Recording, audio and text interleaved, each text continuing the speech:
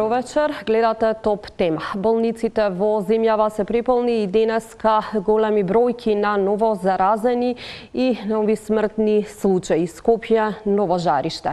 Вечерва во Топ тема, освен за состојбите во здравството, ќе разговараме и за економијата, но почнуваме со вклучувањето на директорот на Центарот за јавно здравје Скопје, Арбер Зибери. Господине Зибери, доколку сте на линија и се слушаме, добро вечер. Скопје е ново жариште, денеска високи бројки на ново заразени. Дали здравството практично ја губи ситуацијата од контрола, со оглед дека и предходно се најавуваше дека кластерите се познати, но гледаме дека бројките и натаму се високи? Добро вечер за вас и за сите гледачи на телевизија Телма. Како што кажавте и вие, денеска за жал во Скопје имаме висок број на ново заразени пациенти, значи луѓе. Денеска бројката е 193 и од кои 140 се само во градот Скопје. До сега ова е најголемата бројка што ја сме ја регистрирале кај нас и се работи претежно ново заразените диагностицирани доаѓаат од прилика од истите општини кои во изминатите денови каде што се регистрираат поголем број на случаеви, како што се општина Чаир, Аеродром, Газибаба, Центар и Бутел. Овде ги имаме, значи, најголемиот број од ново диагностицирани и активните случаи во градот Скопје. Станува збор за нови кластери или се веќе во постоечките кластери? Поголемиот дел се постоечки кластери, каде што се шири заразата помеѓу членови од семејството, но факт е дека има и некои нови кластери. Значи, затоа ни се зголемуваат и бројките ови денови, како што знаете, во последниве 10 дена, 2 недели, ние во нашата држава, речиси, секој ден имаме повеќе од 100 ново диагностицирани. Дали се уште имате проблеми да се справите со епидемиолошките анкети, да ги добиете податоците и контактите од семејствата? Немаме таков проблем што се однесува до соработката со граѓаните сега, но факт е дека е зголемен обемот на работа доста и освен нашите епидемиолози кои што се од почеток на пандемијата вклучени во епидемиолошките анкети, денеска во Комисијата за заразни болести што така беше дискутирано да ни се приклучуваат на помош и доктори од трудова медицина и епидемиолози од војната болница. Така да нашите епидемиолози продолжуваат со работа и ги контактираат сите контакти на веќе диагностицирани кои што се позитивни на COVID-19. Така да ние продолжуваме со работа и секој ден наши екипи и на терен работат, но и епидемиолозите прават анкети и ги контактираат сите луѓе кои што се без разлика дали се асимптоматични или тие што имат здравствени проблеми. Дали македонското здравство ќе може да се справи со овој втор бран или можеби се разговарало во комисијата да се бара помош од надвор? Не, сега не е разговарано дека треба да се бара помош од надвор. До сега и до овие моменти кога и зборуваме, ние потполно ја имаме под контрола ситуацијата и нашите болници се спремни и се нормално дека се дискутира и некои други варијанти за проширување на капацитетите, како што беше денеска ставена во функција и мобилната болница, така да и приватните болници ние следиме ситуацијата и нормално кога ќе биде тоа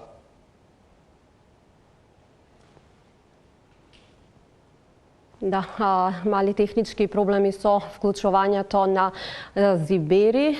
Продолжуваме понатаму со Викторија Јовановска, директор на гинеколошката клиника во Скопје. Доколку ја имаме на телефонска линија, ќе вклучиме Јовановска. Добро вечер. Ви благодарам за ова вклучување вечерва во Топ тема. Вие вечерва сте на работа, дежурна на клиниката. За почеток се чекаат резултати од 8 пациентки кои што се сместени на клиниката. Ги имате ли тие резултати или кога ќе ги добиете? Добро вечер од Универзитетската клиника за гинекологија и акушерство.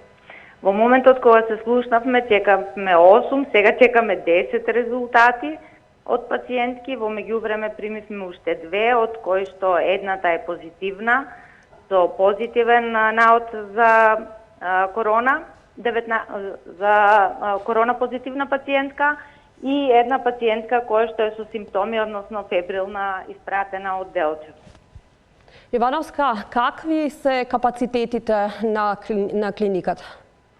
Ние се уште имаме места, значи доколку би ги сместувале пациентките според сите протоколи и алгоритми, ние имаме 20 места, бидејќи целиот спрат на приземјето ни е претворен во ковид центар и се уште имаме места. Значи во моментот имаме некаде 12 пациентки до сега. Споменавте дека барате и брзи тестирања за да не ви се случуваат можеби и да добивате лажни информации од пациентите. До каде е најавата за евентуално добивање на брзи тестирања и што ка значи тоа? Значи, пред неколку часа разговарав со министерот за здравство, кажа дека многу брзо ќе ги добиеме овие тестови, деновиве би требало да ги добиеме, бидејќи ние апарат имаме, персонал имаме кој да ги работи и ќе биде многу олесната нашата работа, бидејќи нема потреба тогаш да ги примаме пациентите во изолација и да ги блокираме капацитетите.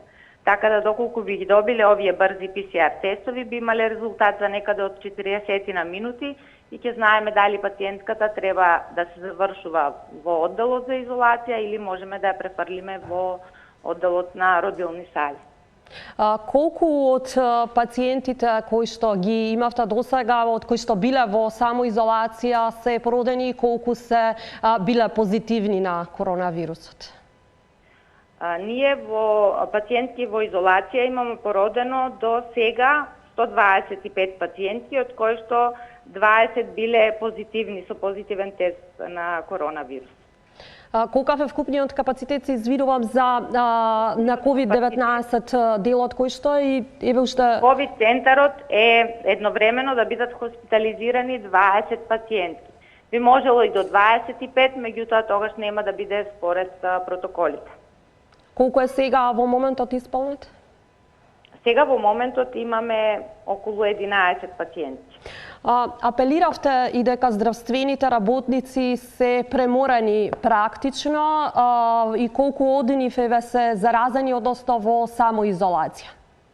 Од персоналот на гинеколошката клиника 4 се позитивни на COVID-19 и тие се во изолација. И имаме уште 4 вработени во самоизолација поради контакт со заразени од коронавирус.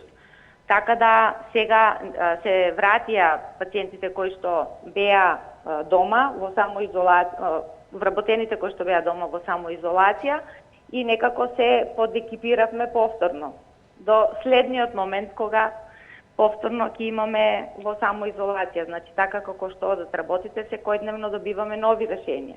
Во моментот имаме само 4 во изолација. Како се справуваат, како функционираат здравствените работници?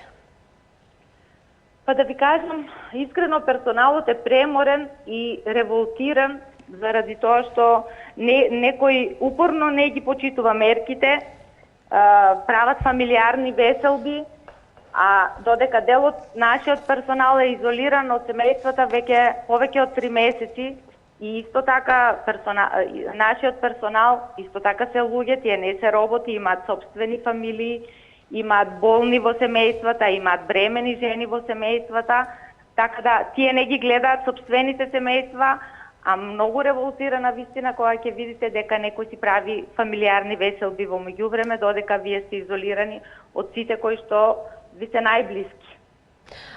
И би сакала да кажам еден апел да ги почитуваат мерките конечно, а со тоа и сите здравствени работници во државата кои секојдневно и макотрпно се борат да се совлада оваа зло, ризикувајќи ги при тоа собствените животи и здравјето на собственото семејство. Има ли пациенти кои се уште... На некој начин со тоа не бараме ништо, ние би работеле деноноќно, ние сме положиле заклетва. и ќе бидеме тука и ќе се жртвуваме, меѓутоа на вистина револтира кога некој не почитува.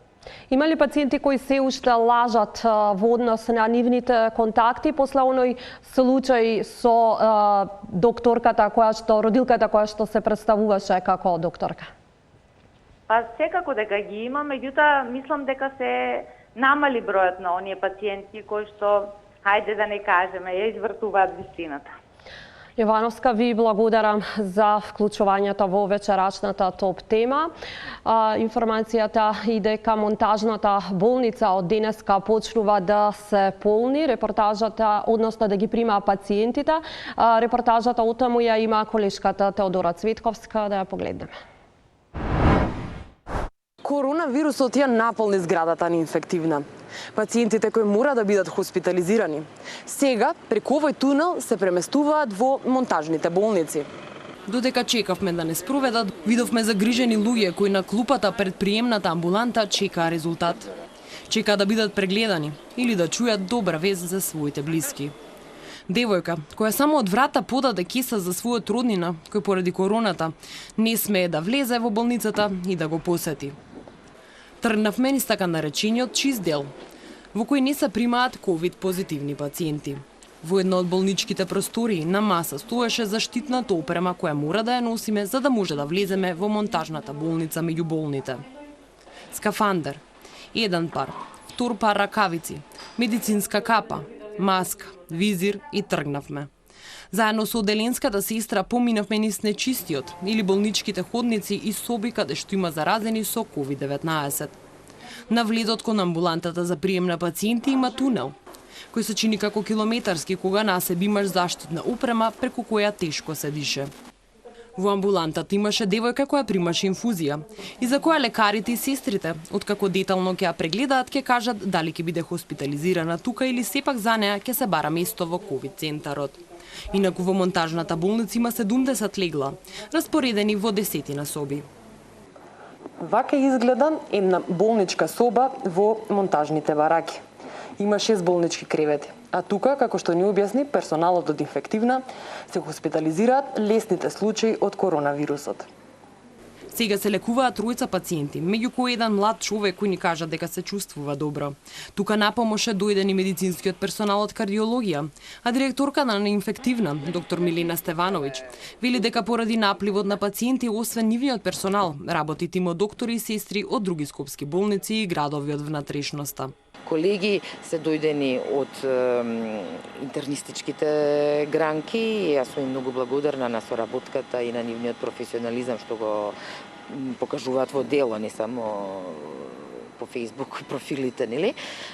Ние имаме 27 медицински сестри кои се дојдени од повеќе различни града, кои навистина многу професионално и многу така амбициозно и со еден сериозен елан да помогнат влегоа во целокупната работа, иако динамиката на нивното секојдневно работење е другачија, навистина се покажаа како вистински професионалци.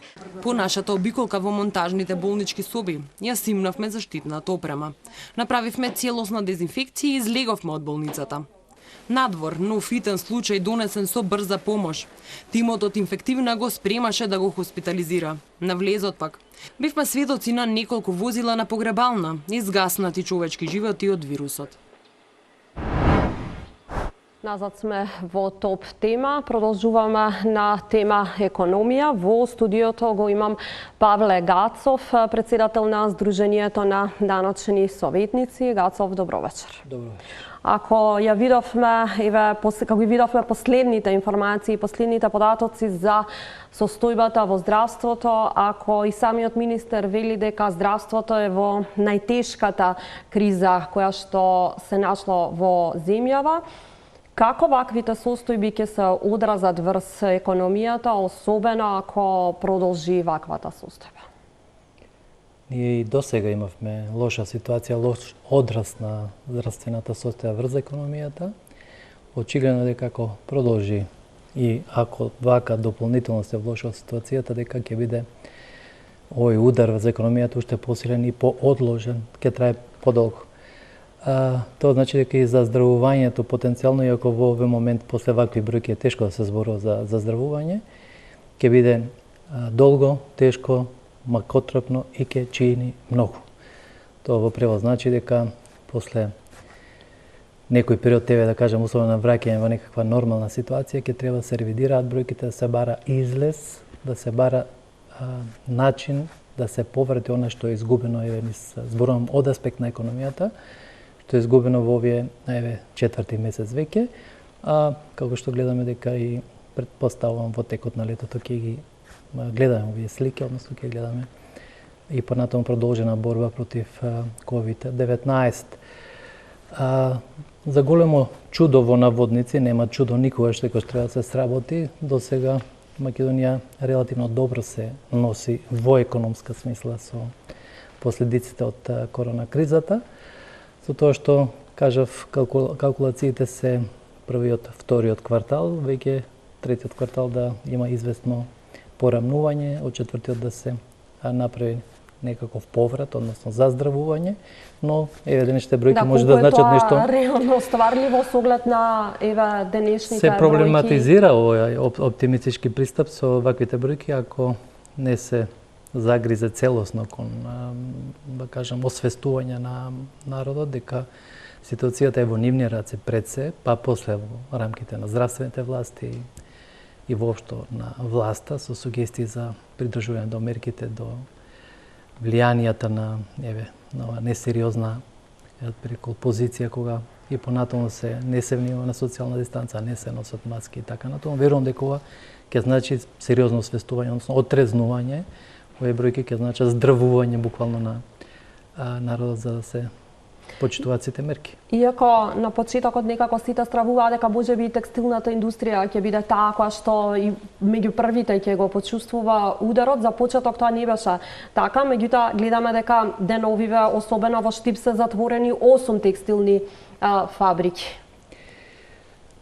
Тој што знае економија и има информации, ќе знаеше дека овие текстилни фабрики во периодот пред да бидат затворени направија некаков помак, дури успеа да го зголемуваат извозот, но пред се оној извоз што значи поддршка на ковид кризата, значи се шија маски, се изведуваа маски од Македонија, брзо се прилагодуваше текстилната индустрија, ова е нов застој и повторно ќе има влијание на рецесија која што нема дилема веќе дека ќе ја удри македонската економија. Но не е само во текстилната индустрија, нели?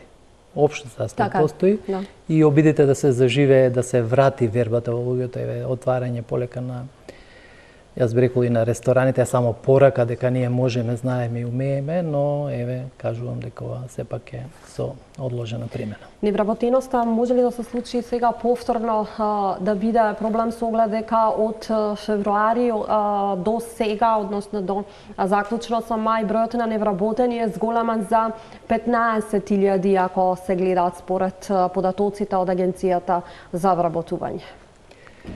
Бројот на вработени е директно зависен од развојот, односно од економската ситуација во државата, бидејќи таа се влошува. Очигледно е дека работниците како фактор на производството стануваат прескапи, нивното чување, да кажам условно во наводници во компаниите, без да се носат приходи, без да се извезува, без да се работи, ги кошта компаниите.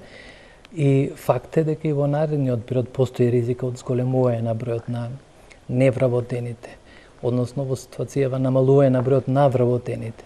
Обидите на државата преку сет на мерки да се задржи, тој број само го одлага проблемот. Проблемот ќе се помести до крајот на месец август, може би нешто потоа, но на есен повторно, ако нема нови механизми за поддршка, се разбира дека ќе биде испорачана таа бројка на зголемување на бројот на невработените, што се разбира ќе биде нов дополнителен удар врз економијата.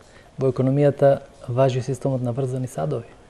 Бројот на невработени е намалување на потрошувачката, намалување на буџетските приходи, намалување на придонесите, намалување на можноста на државата понатаму, бидејќи таа ги прибира тие да инвестира во економијата, да покрива буџетски расходи и така натаму. Тој што ги разбира овој концепт на систем на врзани садови, му е многу јасно дека ова ќе е замаец на дополнително забавување на економскиот раст. Да, тоа беше и следната, да се надоврзам следното прашање, ако сегашните состојби се такви, како оцените оној финансиски пакет, финансиска поддршка која што државата ја одвои за стопанството, особено што гледаме дека дел од нив веќе апелираат и бараат истата да продолжи и во следните месеци, но колку државата ќе може да го овозможи тоа? Македонија не е богата земја. Таа ќе помага сигурно толку колку што има, не може повеќе од тоа. На крајот секогаш е решение задолжувањето, но и тоа има своји лимити. Ние веќе во првата половина од годината успеавме преку евроврзницата и други институционални кредитори да обезбедиме средства за да ја премостиме 2020, но се разбира повторно по некој сценарио што би значело заздравување и враќање на економијата. Ако продолжи тоа, се разбира дека ќе треба повторно државата да подвлече некаква црта и да проверува дали треба да се дигне рака од поддршката на економијата или пак уште некој период треба да се поддржуваат компаниите, се разбира ако има средства. Овде веќе се актуализираат и други форми, ребаланс, можеби опцијата за буџетските трошања, опцијата за платите на некои сегменти од на администрацијата, предпоставам, тоа мислам и така натаму, значи се тоа мора да биде редистрибуирано, односно рекалкулирано повторно. Се разбира, ова се уште не значи дека јас мислам дека ќе има потреба тоа, дека на крајот на краиштата дека можеби ќе има добра разрешница, но се ова е под форма на предпоставки. Имаше различни толкувања во поглед на финансиската поддршка која што беше одвоена за стопанството. Како вие го цените овој пакет на неколку пакети уствари на економска мерки и поддршка за компаниите кој што беше донесен од страна на владата?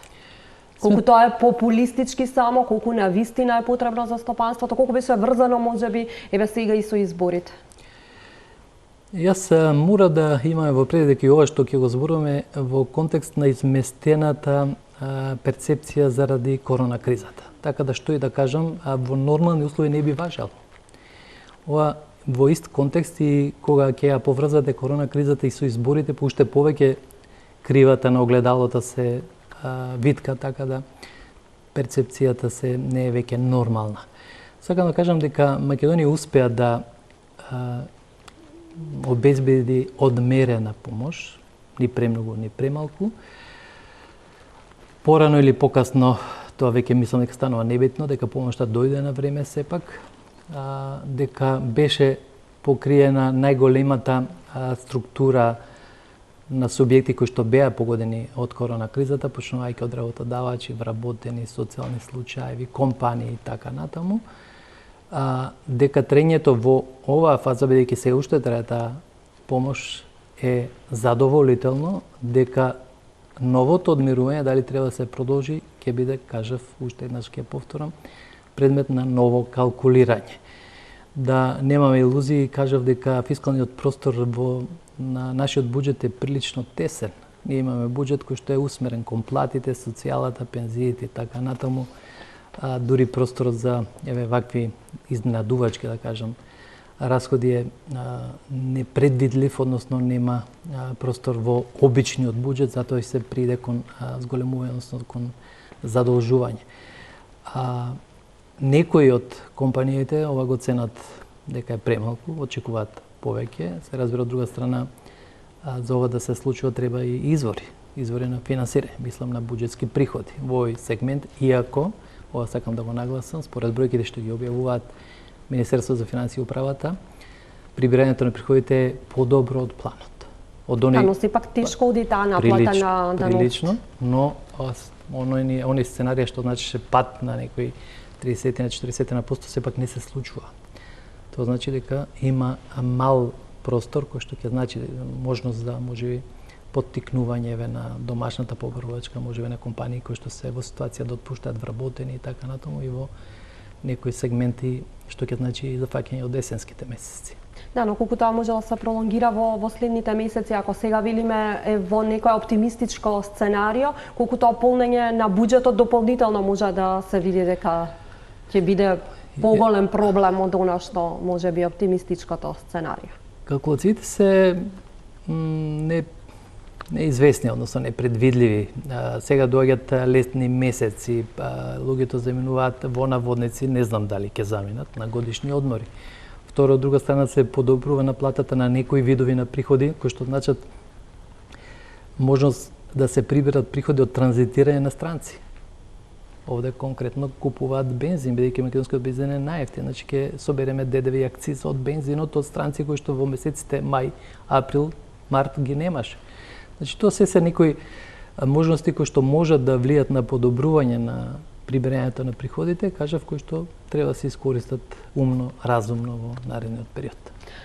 Споменавте во делот на задолжувањата, но колку државата понатаму има простор да се задолжува, доколку дојдеме во една таква ситуација, со оглед дека сега процентот е висок на задолженост во однос на пресметано или гледано во однос на БДП, и како Македонија ќе може да ги врати назад овие пари кои што сега ги земаме? Прво да подцртаме дека задолжување до крајот на годината не е опција. Сме ги обезбедиле ние јавните финансии за 2020 година со на робусно задолжување, да кажам, со неколку извори, зборувам за еврообразницата, Светската банка, ММФ. Тоа е за овие мерки кои што сега се, на што доколку требаат нови овие мерки се калкулирани, се калкулирани и кажав и наплатава не е она во најпесимистичкото сценарио, така да се создава некој минимален фискален простор за да се не знам, може би да се, тоа е работа веќе на новата влада, што треба да размислува како ќе ја поддржува економијата, односно понудата и побрувачката во овој случај. Но на крајот, за на секого да му е јасно, бидејќи ние трошиме од еднината, позајмивме сега за да се спасуваме во ситуација кога имаме пат на економијата, но во никој нареден период ние тоа треба да го враќаме. Граѓаните ќе го враќаат, компаниите ќе го враќаат преку јавните давачки. Друг механизам нема. И нова форма на задолжување ќе значи само одлагање на проблемот. Значи ние во еден момент треба да го вратиме тоа што сме го потрошиле. Враќањето е позната работа како се прави, треба да ви земат повеќе, да соберат за да дадат таму каде што земале своевремено. Што значи тоа зголемени даноци? Не мора да значи. Замислете да ја победиме сивата економија не во тие 30 на 37% колку се, него е во 20%. Тоа се сосема нови извори без да зголемуваме даноци. Второ, раст на економијата. Нема потреба од зголемување на даноците, ќе собереме од растот јавни приходи. Така да ова се комплексни. Да, но тоа е оптимистичко сценарио раста на економијата, ако но нема еднострани мерки, црно и бело не е во економијата. Значи тоа е сплет на околности кои што ќе значат механизам на мултиплицирање, односно на заедничко решавање од разни извори да се прибираат средства, односно буџетски приходи за покривање на сите расходи, вклучувајќи го јавниот долг. Една од опциите кои што се наведени во програмите на политичките партии со оглед дека сме во предизборие е намалување и на тамошно на данокот, напуштање на прогресивното оданочување. Колку тоа реално ќе може да биде остварливо, знаејќи во каква економска ситуација се наоѓа во моментов државата и повторно велам доколку не се пролонгира, не се продлабочат состојбите. Јас бидејќи можам, не сум член на ниту една политичка партија, можам реално да зборувам, мислам дека е момент за ревидирање на тие економски програми. Ако ги креирале крајот на есента, односно првите месеци од 2020 година, тогаш немаше најава за ваква сериозна криза, да се настапи со истите бројки од типот дека ќе се намали данокот за 20%, дека ќе се зголемат платите, не знам, за 25%, пензиите за 20%, или од друга страна дека не знам, ќе се намалуваат други некакви јавни давачки, во овој момент треба да биде предмет на сериозно размислување дали треба да се продолжи со тие програми или треба во овие денови пред да се стартува со кампањата да се ревидираат. Не сугерирам зголемување на даноците во наредниот период, бидејќи за да зголемите вие треба да прибирате од нешто што е живо, што работи, што функционира. Ние во оваа фаза го немаме тоа. Не случајно се задолживме и се задолжуваме. Бидејќи економијата не испорачува.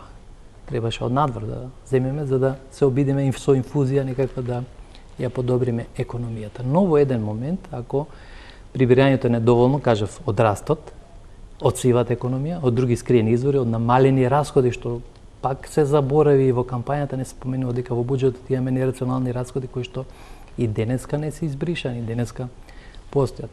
Насочување повеќе кон капиталните инвестиции, тоа е, јас од кога знам, со вас неколку пати, барем на некакви теми сме зборувале, не сме се пофалиле со надфрлање на капиталните расходи. Тоа е, мислам, на именка. А токму тие се можноста за подобар раст и развој на економијата, на бруто домашниот производ. Значи, во таков контекст сакам да напоменам дека треба да се ревидираат тие економски програми, треба да се направат реални на оваа ситуација, бидејќи ние сега физиката има почетна брзина V0. Во оваа фаза V0 на нас не е во минусна позиција и затоа ако почетната брзина ви е слаба, забрзувањето ќе ви биде многу послабо. А да кажувате дека ќе имате развој од 4-5% со негативно V0, мислам дека е далеко од умот. Јас и пред емисијава ги погледнав раст, односно реализацијата на капиталните инвестиции, тие повторно не се високи во однос на она што е планирано да се оствари. Зошто толку тешко и оди реализацијата на капиталните инвестиции? Јас за ова немам објаснување. Прво, во неколку обиди зборувавме дека планирањето не соодветно, дека намерно се дуваат за да се има бафер, простор за ако дојде време за трошење, да не дај Боже да не немаме средства и така натаму. Понатаму дека постои некомпетентност на страната на проектирањето, менаџирањето со јавните расходи, со капиталните трошења, со проектирањето, проектниот менеджмент. Мислам дека болката е во сите овие што ги набројав. Така да ние во оваа ситуација мораме да на такви позиции ставиме луѓе кои што се ќе влечат напред. Сигурно дека во ова сега што го имаме немаме такви, со исклучоци, нели? Имаме секојаш исклучоци да не ги навредиме луѓе кои што вредно работат и си ја знаат работата, но мислам дека за во нареден период за нова влада, ако сака сериозно да се подпира на капиталните расходи, мора ова проектно да го финансира и да го работи. Гацов, како председател на Сдруженијето даночни советници, имате контакт со голем дел од стопанството и на што тие најмногу реагираат, на што тие најмногу се жалат изминатиот период? Затечени се луѓето од цела ситуација. Економијата, можам да кажам дека прилично забавува, нема замаец. Тоа значи дека наплатата, фактурирањето, услугите ги нема во оној капацитет што ги имаше во првите 2, односно 3 месеци, дури март од сегашен аспект изгледа прекрасен во однос на тоа каква беше реализацијата. Втора работа, веќе некако се замараат луѓето од това во надежда дека ќе трае 2-3 месеца дека ќе заврши сега полека и тоа е многу важно, оптимизмот се губи. Трета работа, оние обиди да се рестартира економијата испаѓаат дека ќе се пролонгираат известно време, дека ќе барат повеќе време. Понатаму, ова кажав како систем на врзани садови, ако кај некого не оди, тоа веднаш и комшиите не оди, кај сите сродни, односно блиски грањки не оди. Така да многу е комплексен пристапот и мислам дека имаме сериозна криза, не само во Македонија. Кризата е структурна веќе, не е само здравствена, станува структурна и треба да во ваков контекст државата да има малку проактивен пристап. Дел од меѓународните финансиски институции ги ревидираа своите очекувања за растот на македонската економија. Кои се проекциите? Што е она што може да го очекува македонската економија? Го видовме последниот пад на бруто домашниот производ беше 0,2%, ако Да, 0,2, веќе во наредниот квартал ќе биде сериозно негативен. Сериозно не значи дека во цифрено, но значи дека ќе биде негативен. На крајот на кришта овие бројки се статистики. Значи во секторот на микро и мали предпријатија сигурно ќе има силен одраз ова, пошто таму пак и со малку средства може да се подигнат, ама и со малку средства може да ги затворите.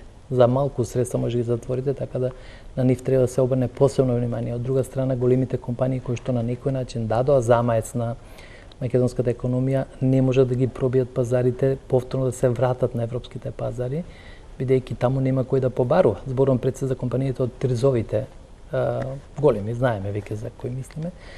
Трета работа, ние имаме една шанса, затоа велам не секогаш матрицата е едносмерна. Многу од овие компании што се кај нас, има своји подружници во Азија, не знам, во некои земји кај што се проблематизира целосно работењето аспект на корона кризата или заради други причини, достава, логистика и така натаму, може многу лесно, ако успееме да ги убедиме, односно со добро менеджирање, да побараат решение во преселување на своите бизнеси во Македонија, така да може, се не велам дека тоа ќе се случи во 2020, но ако на некој среден и долг рок го погледнеме, ова може да биде шанса за македонската економија, но ова треба да го премостиме. Владата подели платежни картички за граѓаните. Различно, повторно веламе, е толкувана од страна и на опозицијата, различно е толкува оваа мерка владата. Како вие гледате оваа мерка и колку таа ќе помогне и на граѓаните и на домашната економија? Ова е обид да се поттикне домашната побарувачка, да има парична маса, односно пари кои што ќе значат побарување за домашни производи и услуги, а од друга страна тоа веќе би значило и зашегување. Кажав, ова би бил некаков мал замаец кој што ќе ги поттикне малите трговци да продаваат, да се прават услуги и така натаму, а тоа од друга страна ќе значи и плаќање на данок на додадена вредност кај компаниите, ќе значи нов приход. Тој приход на крајот на годината ќе се брои во добивката основица и за данокот на добивка и така натаму. Така да е ова една од мерките кои што значат подобрување на економијата. Сите мерки кои што ги презема Македонија не се нови. Овие мерки се во најголем дел од земјите погодени од корона кризата превземани. Се разбира со различни модалитети. Некаде на домашна адреса и во плико можеби ќе дојдат пари или ќе треба во банка да отидете да ги земете, а од друга страна еве ние се обидуваме можеби со помодерно пристапување преку платежна картичка за и утре за некакви цели да се користи, да ги натераме и дигитално да ги поднаучиме некои што до сега не го користеле ова да купуваат и да плаќаат за домашни производи. Ова ќе го поттикне чувството дека треба да се купуваат македонски производи повторно како мотив за поттикнување на домашната економија. Така да мерката има и порака. Пораката е домашното ни е поважно од она што е однатвор. Што е она, тука беа и бескаматните кредити, само ова да ве прашам, бескаматните кредити кои што беа одвоени, меѓутоа сумата беше на два пати, не ми текнува во моментов 7 милиони или со 5 милиони од прилика, 5 и 8, да, така беа. Но можат ли овие кредити практично да бидат сериозна поддршка за стопанството, особено за малите компании, да им се обезбедат и дали ќе имаат потреба од вакви нови кредити кои што би значеле некаква помош за нив и колку реално ние можеме да ги реализираме ваквите бескаматни кредити и во иднина или стопанството да се надева на нив како? Ова сума е премала. Значи, ова беше на некој начин гасење на пожар за оние компании кои што први беа на удар. Веќе ги знаеме од трите сектори, нели? Па полека тоа се пренесе на сите други сектори, така да нема речиси сектор што не е зафатен од кризата. Бескаматното кредитирање е позитивна работа. Јас мислам дека имаше одеки, имаше побарување на ваквите механизми за финансирање. Во следната влада се разбира дека мислам дека треба да продолжи со ваквата мерка, но со значително поголем квантум на средства. Можеби со 50, а можеби и со повеќе милиони евра. Пак ќе кажам, ова зависи од капацитетноста на буџетот, односно колкав простор ќе се најде во изворите на финансирање, бидејќи вие многу е важно прво да најдете извор на финансирање. Тоа беше прашањето колку може да ги обезбедиме тие. Тоа е тоа. Па добро, јас мислам дека може да се обезбедат вакви средства, ако не со некакво задолжување дури или пренамена од некакви кредитирање во насока на кредитирање за целите на корона кризата. Гацов, тука ќе направиме куса пауза за реклами, а потоа ќе ги вклучиме Фатмир Битичи и Дарко Лазаров. Одиме со реклами.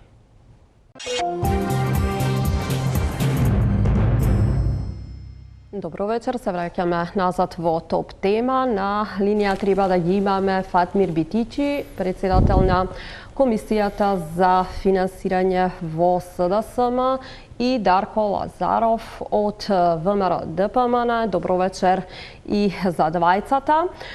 Она што ќе ви го упатам како прво прашање со оглед и на денешните состојби во здравството и изминатите денови состојбата со корона кризата, дали партиите, вашите матични партии може би размислуваат за ревидирање на партиските програми кои што дел од нив веќе претходно презентиравте, со оглед дека тие беа испишани во време кога не бевме во една ваква состојба, имаше низаветувања за раст на вработеноста, навалување на невработеноста, раст на странски инвестиции, повисоки плати, пензии, сето вклучено внатре во вашите програми, се разбира од различен аспект, модифицирано зависно за кој се работи. Битичи, ќе почнам со вас. Добро вечер, благодарам на поканата. Да, вистина е дека пандемијата што ја зафати Македонија е очигледно дека изискува одредена ревизија на програмите кои што ние секако ќе ги за кратко време обзнаниме во јавноста во моментот кога ќе почне кампањата. И тоа не е заради тоа што денеска или денови се случува, туку заради тоа што веќе ни се случува одредени месеци и секако трендовите кои што очигледни се како тоа ги има погодено економијата во земјата, но и пошироко. Ние секако мораме да ја следиме и структурата на нашата економија и како таа е директно поврзана со многу поразвиени економии, затоа што еден добар сегмент, знаеме, на растот на бруто домашниот производ во Македонија е заснивана на извозот, но не само, затоа што и сегментот на преработувачка, па и индустријата е тесно поврзана во ланецот на набавка на одредени продукти кои што доаѓаат од други земји, а секако и тие се погодени со пандемијата. И да, вистина дека претрпе одредени измени, но тоа што секако нашата програма која што е планирана и во наредните следни 4 години е тоа што се земени во предвид каква економија и како Македонија ќе биде во принцип во следниот период, тоест како може најдобро да се искористи оваа криза како можност за македонската економија и веќе ние на широко имаме кажано дека тоа е една нова развојна економија која што е базирана на нови технологии и на одржлив развој со незаборавање дека тоа е во суштина поддржана со човечкиот фактор како еден од клучните ресурси што го имаме во државата. Да, Битичи, за сега ви благодарам. Лазаров? Добро, најпрво добро вечер до гледачите на вашата телевизија и до денешните гости во емисијата. Во однос на вашето прашање, со оглед на новонастанатата состојба во последните неколку месеци поврзана со здравствената криза и со последиците економски од истата, практично тимот кој што работеше на изработка на програмата на ВМРО ДПМНЕ заедно со сите експерти кои што беа вклучени во рамките на изработка на таа програма, едноставно беа принудени да направат одредени ревизии, кои што ревизии на програмата се во најголем дел поврзани со пролонгирање на одредени рокови за имплементирање, односно реализирање на одредени проекти во делот на започнување, временската рамка за започнување и за завршување на тие проекти и се разбира мораше да се направи одредени рационализации во делот на самата програма со оглед на тоа што сите макроекономски проекции и наши и на официјалните институции, вклучувајќи ги на меѓународните финансиски институции, дека тој фискален простор нели ќе се намали и оттаму можноста за финансирање на одредени проекти ќе биде прилично ограничена. Меѓутоа, она што е многу важно е тоа дека основните фундаменти, односно столбовите на кои се базираше и претходно програмата, кои се практично стратешки цели на ВМРО ДПМНЕ во наредните 4 години, ако ја добие довербата од граѓаните, се практично столбот на самата програма и се дел од таа ревидирана програма. Тие столбови во принцип се однесуваат на ефикасна држава, силни институции во делот на јакнење на институционалниот капацитет на државата, кој видовме дека во изминативе 3 години беше навистина срозен во делот на владењето на правото, корупцијата и така натаму, професионализација на јавната администрација, меѓутоа она што ќе биде фокус во делот на економската програма е градење на еден конкурентен приватен сектор преку нов економски модел, односно преку една нова развојна стратегија која што ќе ја понудиме и која што ќе биде базирана на системски одржливи мерки, односно политики кои што ќе возможат забразување на растот на економијата, зголемување на животниот стандард на граѓаните и се разбира креирање на нови работни места. Меѓутоа, ако ми дозволите само уште една работа би додал, она што исто така многу важно е тоа дека паралелно со таа програма Обнова на Македонија, која што нели димензионирана на 4 годишен мандат, ние изработивме и преодна стратегија за справување со здравствено-економската криза и тоа ќе биде практично програмата на новата влада на ВМРО-ДПМН после изборите во наредните 6 месеци, бидејќи за да ние отпочнеме со реализација на сите проекти предвидени во програмата, најпрво треба да се справиме со кризата и оттука е таа потреба за оваа стратегија, односно план за справување со здравствено-економската криза во таа фаза. Ако сега се наоѓаме во ситуација каде ние зборуваме како ќе се справиме доколку продолжи оваа криза во која што сега се наоѓаме, се разговараше и за намалување на платите на јавната администрација, која сега не се случи, но неизвестно е дали тоа може во иднина да се случи. Што е она што вие во вашите програми ќе го вклучите конкретно за платите на јавната администрација, пензиите во однос на што имавте и двете партии се чинам ветување за раст на пензиите, но и платите на стопанството. Битичи? Да, веројатно јас не би сакал да обзнам делови, затоа што мораме да пазиме дека изборната кампања се уште не е почната и може да се протолкува од Државната изборна комисија дека веќе пропагираме, но мислам дека работи кои што веќе се покажани.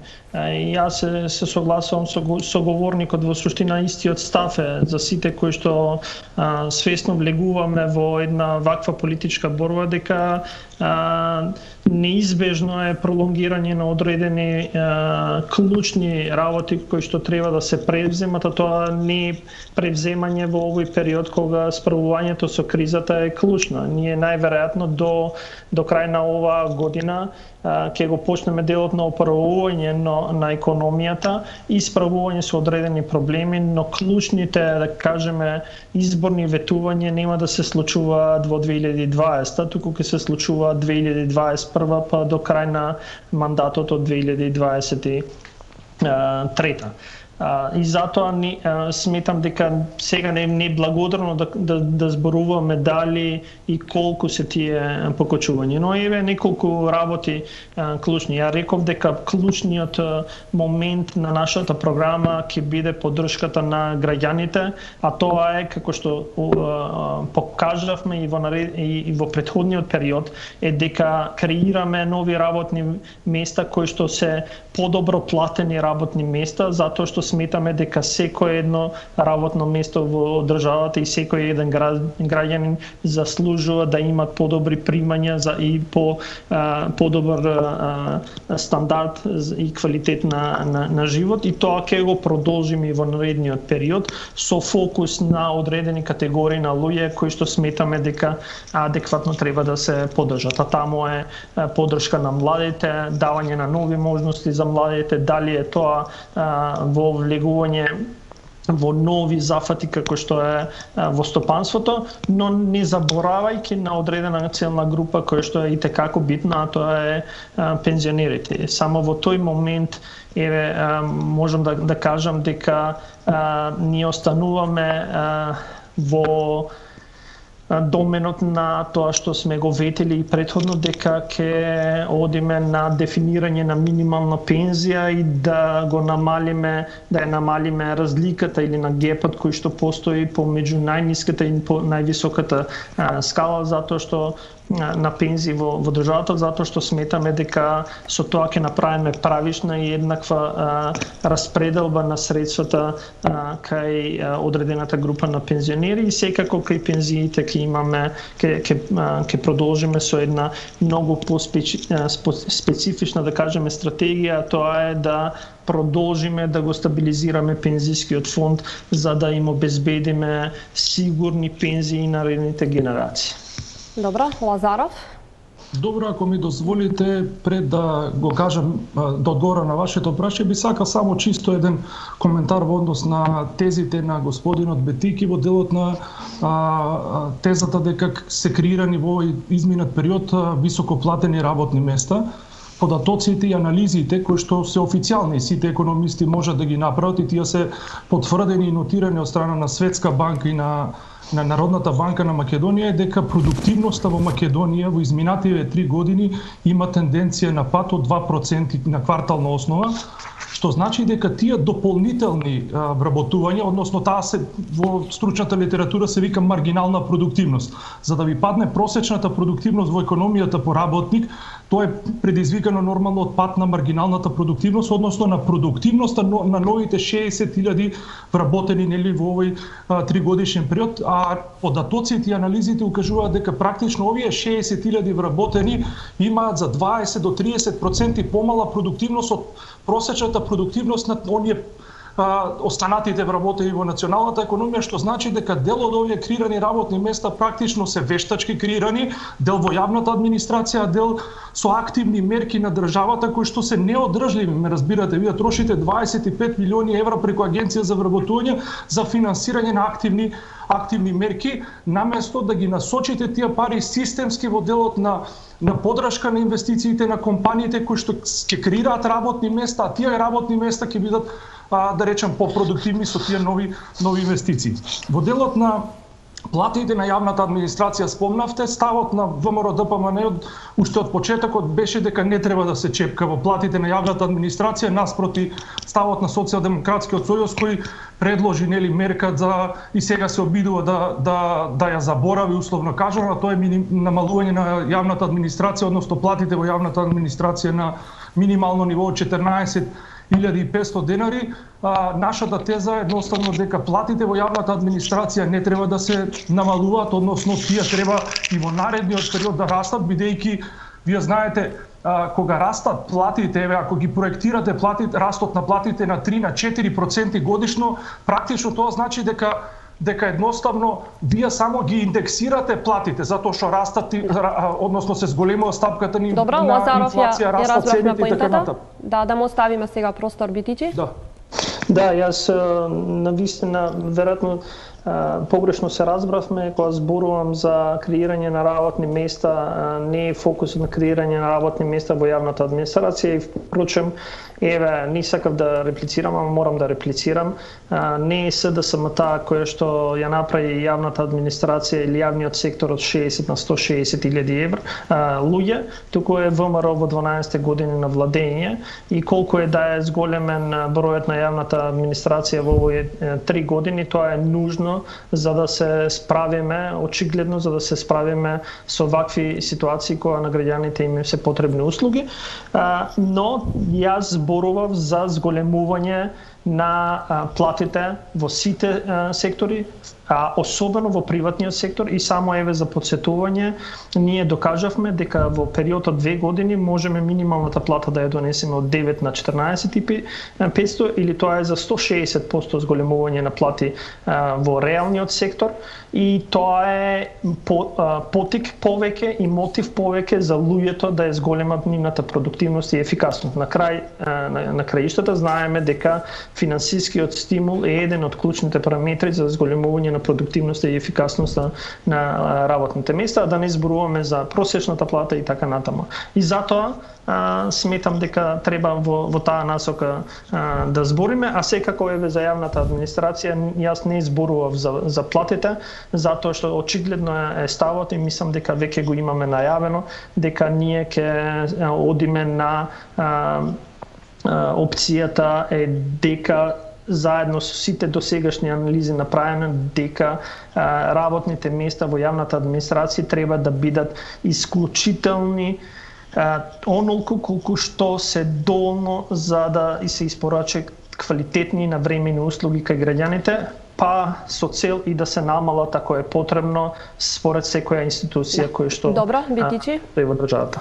Според Лазаров, може ли невработеноста да биде сега нов проблем со кој што би се соочила идната влада и како ВМРО ДПМН, што е кој е пристапот со кој што вие би го решавале овој проблем?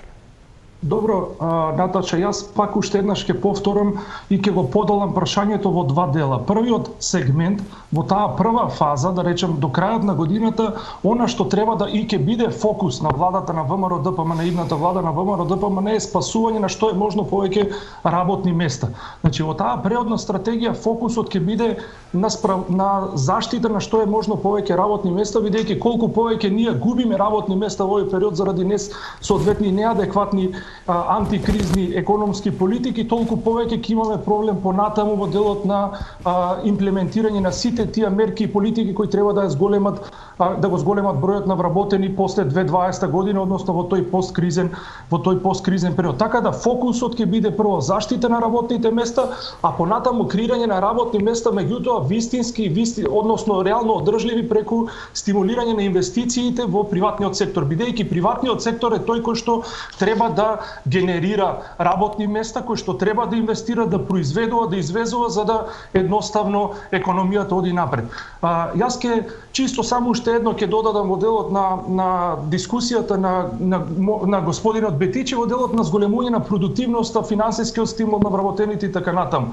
Во Македонија еден од најголемите проблеми за ниското ниво на продуктивноста, според моите истражувања, анализи и научни кои што ги работам доста долго време, не се во делот на вработените, туку во делот на ниското ниво на продуктивност заради недостиг на машини, на опрема, на ноу-хау и така натаму на самите компании. Така да, она што треба да биде фокус е модернизација, односно зборам технолошка развојна модернизација на приватниот сектор преку потикнување на конкурентноста на индустријата, бидејќи во најголем дел преработувачката индустрија е извозно ориентирана. Ние сме мало отворена економија и идниот развој на македонската економија единствено може да се динамизира единствено само преку зголемување на извозната конкурентност на домашните компании. Токму тоа ќе биде фокусот на програмата на ВМРО ДПМН. Внимавајте, партиите многу често се обидуваат да се фалат со нето плата,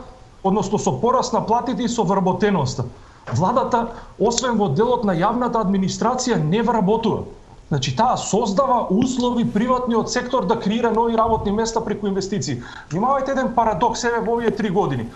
Имате пат на инвестициите во приватниот сектор, а раст на вработеноста. Мислам, како можете вие да креирате нови работни места ако нема инвестиции од страна на приватниот сектор? И пак доаѓаме до она теза дека поголем дел од овие политики на оваа влада се погрешни, се краткорочни и се практично неодржливи. И тоа едноставно како концепт мора да се смени, не заради социјалдемократскиот сојуз, туку заради иднината на оваа земја.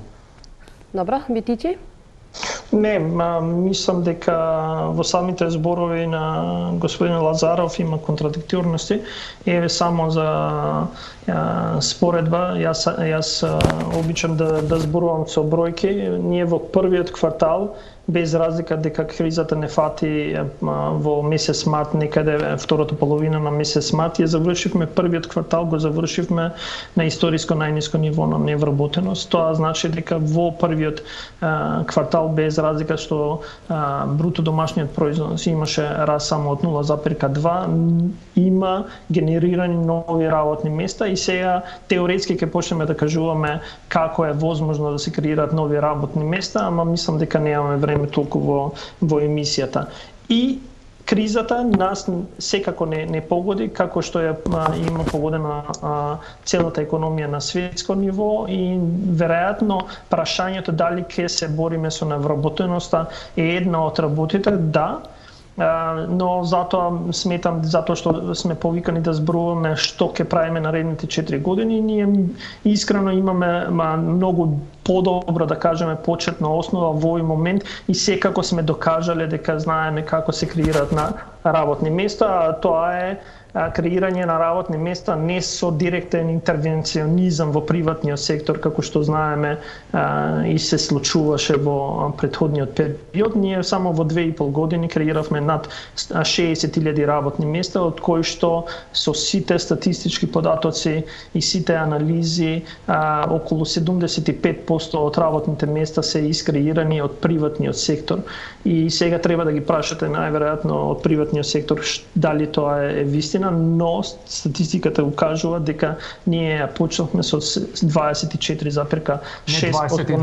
22, се проверете си податоците.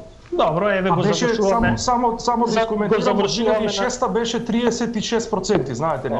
Па да, дајте ни 12 години ќе видите дека ќе стигнеме на 6%. Така да ние покажавме дека можеме за 6% да ја намалиме невработеноста во 2,5 години, за разлика од вас на 10% на невработеноста во 12 години. 14% поени беше намалувањето. Сега ги извратуваат за тези тип податоците. За 12 години. За 10,5 години, независно од тоа, само еден коментар. Не ми добро. Чисто само... Да, Лазаров. Да, Лазаров, чисто само една работа во делот на тоа кога господинот Бетики спомна прашете ги компаниите. Еве чисто за гледачите. 20.000 работни места во последните 2,5 години се креирани во рамките на автомобилската индустрија, металопреработувачка, машинска и електроиндустрија. А дали знаете вие дека тие индустрии пред 2006 година ги немаш? Тоа се оние компании во тие сектори индустрии кои што беа односно беа донесени, односно отворени во времето на ВМРО ДПМН. Практично дел од работните места кои се креираат сега се креираат од страна на компаниите во зоните, кои што компании ги креираат преку реинвестирање на добивката и практично вие на некој начин, условно кажано, добивате еден ветер во грб со тие добри економски политики во минатото, а кои практично ги критикувавте поради. Тоа е факт, мислам, еве нека го провери податокот господинот Бетичи, затоа што праша дека податоците секако се вистините. Мене единствената забуна која што ми се појавува е како лесно сакате да ја поделите Македонија во ваша и наша, а тоа е сега сакате и компаниите да ги кажете тоа се компании на ВМРО или на СДС, за разлика од вас, времето на ВМРО со тие политики, не за разлика од вас, во кое што вие сакате секој еден ставен камен да го отстраните и да почнете по бајаги да ставате нови камен темелници, ние, затоа што си ја сакаме оваа земја и оваа држава, тоа што е добро го продолжуваме и стратегијата кон странските директни инвеститори, но и домашните компании со мали измени кои што беа нужни да се направат, затоа што ги ставаше во неповолна ситуација домашните наспроти странските инвеститори, укажавме и докажавме дека можат да се потрошат многу помалку државни пари, тоест јавни пари на граѓаните, а ефектот да биде многу поголем. Благодарам што кажувате дека се отворени 20.000 работни места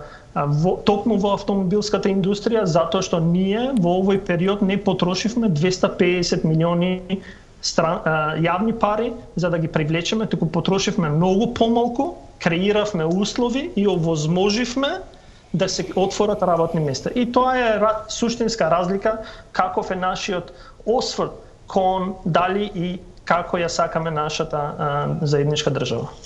Добро, ако дозволите уште еден коментар чисто на ова што го кажа господинот Бетики во делот на странските директни инвестиции. Едноставно, зошто ви го спомнав ова? Ви го спомнав затоа што вие плукавте по тие политики пред да дојдете на власт. Има видеа пред оние зони на ваши владини функционери сегашни кои што го критикуваат тој пристап за прилекување, а сега видовме дека тој пристап практично е најправилниот пристап, бидејќи создава одржливи резултати за македонската економија. Не ме слушате. Само дополнително да ви кажам една работа. Еве, вие доаѓате од приватниот сектор, сте биле во коморите и така натаму представници. Го знаете пристапот на инвестирање во маркетинг, така ли? Кока-кола денес е бренд, затоа што инвестирала во маркетинг и потрошила милиарди евра за да се мапира на светскиот пазар. Тоа што го кажувате вие ги сега уживате благодетите на тие инвестиции кои биле направени во делот на мапирање на Македонија, во делот на поставување на тие на технолошко-индустријски развојни зони, во делот на напорите на креаторите на тие политики кои денонокно шетале по светот за да и се молеле за да ги донесат тие инвеститори во македонската економија. Едноставно вие сега уживате во тие благодети. Една суштинска разлика е кога ќе можете да направите разлика дека државата не е приватна своевина и дека Кока-кола тоа се нивните приватни пари. Државата управува со јавни пари, тоа се пари на граѓаните.